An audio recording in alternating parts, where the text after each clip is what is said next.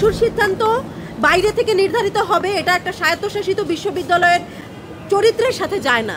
যে একজন আপিল করেছেন একজনের প্রার্থিতা বাতিলের জন্য, কিন্তু সেটা পরবর্তীতে পুরো নির্বাচনটাকে স্থগিত করে দেওয়ার সিদ্ধান্তে পৌঁছে গিয়েছিল।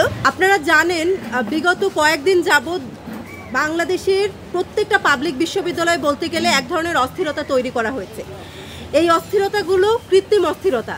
এগুলো তৈরি করার পিছনে আমরা দেখেছি যে ষড়যন্ত্র তত্ত্ব আছে বিভিন্ন। আমরা শুনছি হাজার হাজার কোটি টাকা তাদের পিছনে বিনিয়োগ করা হয়েছে যেন বিশ্ববিদ্যালয়ের ক্যাম্পাসগুলোকে অস্থিতিশীল করে তোলা যায়। এই অস্থিতিশীল করে তোলার চেষ্টা হিসেবে আমরা দেখেছি চট্টগ্রাম বিশ্ববিদ্যালয়ে একটা ম্যাসাকার হয়েছে। আমরা দেখেছি বাংলাদেশ কৃষি বিশ্ববিদ্যালয়ে একই রকম পরিস্থিতি তৈরি হয়েছে। একই রকম পরিস্থিতি গতকাল ঢাকা বিশ্ববিদ্যালয়ে হতে পারত। আমরা দেখেছি ডাকসু নিয়ে হাইকোর্টে যে একজন আপিল করেছেন একজনের প্রার্থিতা বাতিলের জন্য, কিন্তু সেটা পরবর্তীতে পুরো নির্বাচনটাকে স্থগিত করে দেওয়ার সিদ্ধান্তে পৌঁছে গিয়েছিল।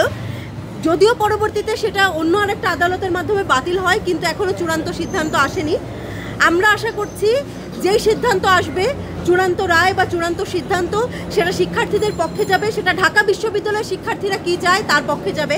কারণ ডাকসুর সিদ্ধান্ত বাইরে থেকে নির্ধারিত হবে, এটা একটা স্বায়ত্তশাসিত বিশ্ববিদ্যালয়ের চরিত্রের সাথে যায় না। দেশে দেশে সবার সাথে দ্য নিউজ।